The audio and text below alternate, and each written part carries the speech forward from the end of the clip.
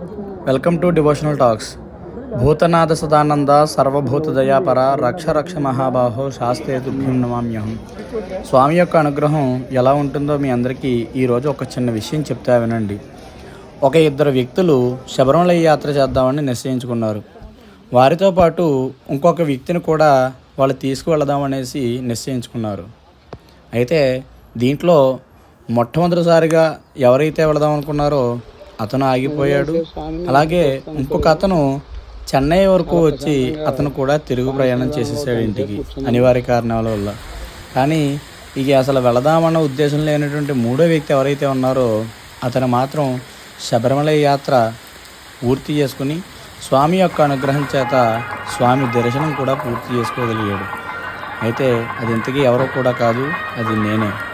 అయితే స్వామి యొక్క అనుగ్రహం ఎలా ఉంటుంది అనేసి అంటే, ఒకానొక సమయంలో నేను శబరిమల యాత్ర చేద్దాం అనుకుంటే స్వామి అనుగ్రహించలేదు.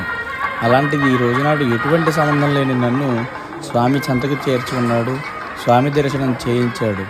అలాగే భూతనాథుడు దేవదేవుడైన అయ్యప్ప అనుగ్రహం ఎలవేళలా మీకు కూడా కలగాలి అని కోరుతూ, స్వామి యొక్క అనుగ్రహం చేత మీకు కూడా అతి త్వరలోనే స్వామి దివ్య దర్శనం జరగాలని కోరుతూ, స్వామియే శరణమయ్యప్ప. మీ సాయి కుమార్ శర్మ. ఇలాంటి మంచి విషయాలకై మన ఛానల్ సబ్స్క్రైబ్ చేయండి, లైక్ చేయండి, షేర్ చేయండి, కామెంట్ తెలపండి. వీడియో చివరన స్వామి యొక్క దివ్య దర్శనం జరుగుతుంది. అది కూడా చూసి భగవత్ కృపని మీరందరూ కూడా పొందాలని కోరుతూ, స్వస్తి ప్రజాభ్యః పరిపాలయంతాం న్యాయేన మార్గేణ మహిం మహిషాః. గోబ్రాహ్మణేభ్యः శుభమస్తు. నిత్యం లోకాః సమస్తాః